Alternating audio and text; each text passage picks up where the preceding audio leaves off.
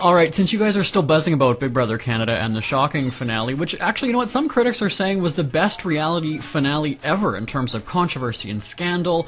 So we've got to go. Well, yes, we've got to go to the phones. You just heard Arisa Cox, host of Big Brother Canada, or Big Sis, as I like to call her. She's on the line. Hey, that's right.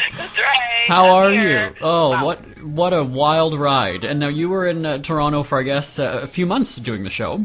Yeah, that's right. I live in Edmonton, but I was there for the show, and wow, like I knew it would be a fun ending no matter what, just because, you know, anyone going home with $100,000 plus all that other good stuff is always fabulous. But in a million years, I would never have imagined that this would have happened on the way out.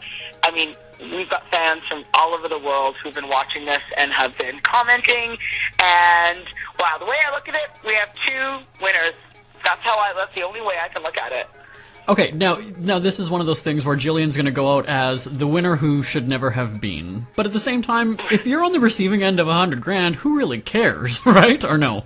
Exactly. I think that's where she is, and she knows that there will forever be an asterisk beside her name as the winner of the first Big Brother Canada. But again, she's okay with that if that means she has $100,000 in her bank account. I mean, right.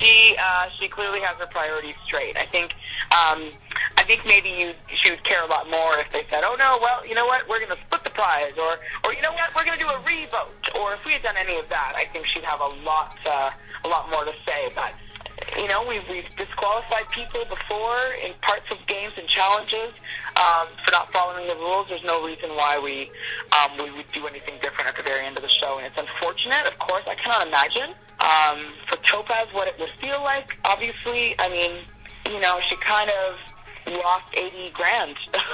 Yeah. She lost $80,000 for her best friend, and instead gave it to her worst enemy in the game anyway. So I think that was unfortunate, but. You know, we've talked, we've danced at the wrap party. I think everyone's kind of over how it happened. I think she's going to be probably thinking about that for the rest of her natural life. So. Now, this is one of those things, though, that naturally Facebook, social media essentially, blows up because people are critical, saying you should have let her re-vote and whatever. Now, right. I look at it this way. Let's flip it in terms of a political election, right? You see that one party is winning, and then are you going to go and say, wait a second, did I actually vote for the wrong party just because I hate them so much? Oh, let me go and, you know, open the box. I mean, that's what it is. Sure, you're doing $100,000 as opposed to who's becoming, let's say, president or prime minister. But a revote, that's probably was never even in the cards, right? Producers, you know, you've got the rules set. We've got the rules set. I mean, for me, I actually compare it to like a hockey championship. Okay, so say you're down to game 7, it's, you know, 0-0, you're in overtime, and someone scores on their own goal.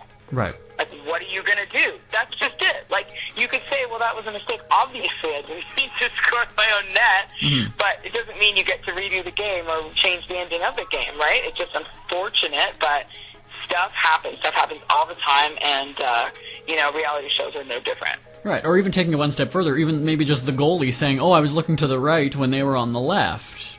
That's I right. wasn't paying attention. Yeah. It's okay. so crazy. All I know is being in that room was just an unbelievable experience, like, let alone actually having my brain melt when Topaz got up out of her seat. Oh my gosh, because it really was like Topaz went through the 9 steps of recovery, in front of a huge studio audience and the rest of the country. She went through confusion and then disbelief, anger, you know, guilt. She went through all of it.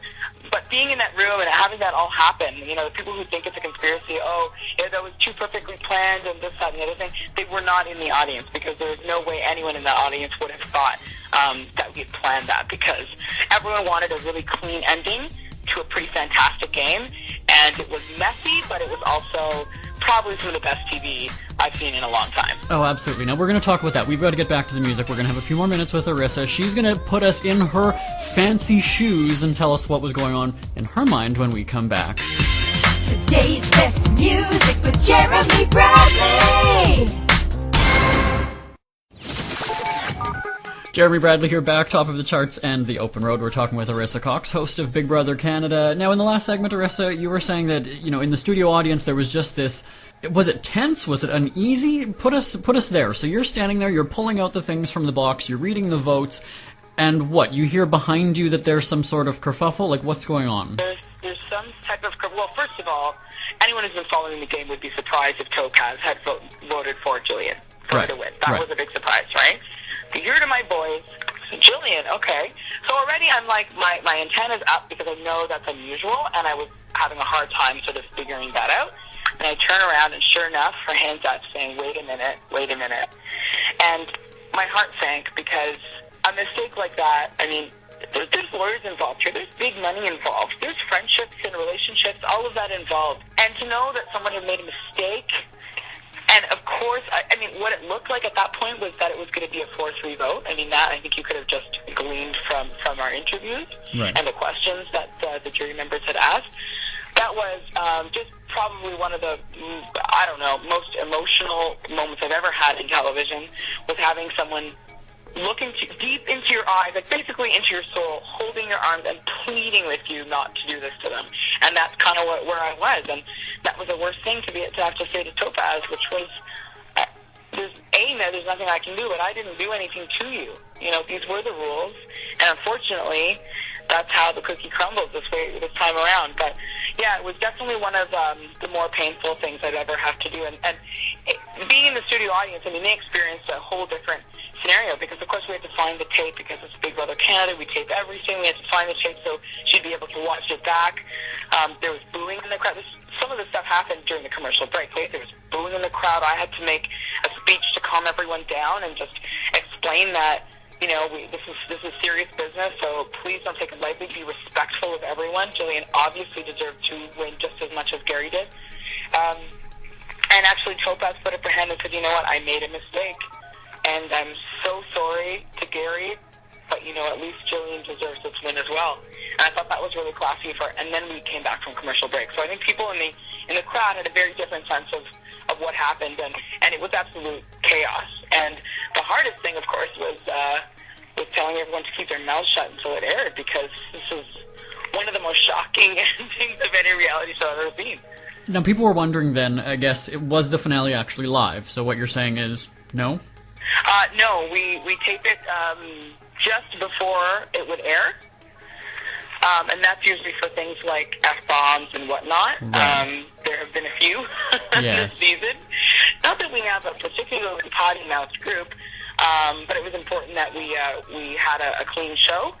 And unfortunately, the show was the most insane, messy, but awesome show ever. So I don't think it really changed anything that happened. I mean, it would have been exactly the same, because if we really didn't have any integrity, we would have said, okay, well, you know what, let's re-vote because, we want this person to win, and da-da-da, which would have been just awful. Can you imagine if we'd done that? That would have been dishonest.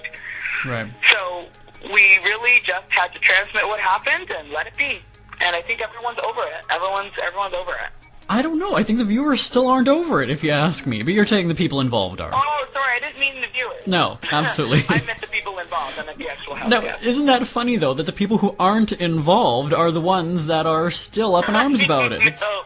I know. Well, I mean, that's sort of the nature of television viewing, right? I mean, they actually are living this. It's not just entertainment to them. So they have to find a way to get through the day. They've got to find a way to go to sleep at night and to wake up and feel like it's a new day and that the world isn't going to end, you know? But in terms of TV viewers, we have a lot of really, really hardcore, dedicated fans to this. And, you know, if you've watched a lot of Big Brothers, this is very unusual.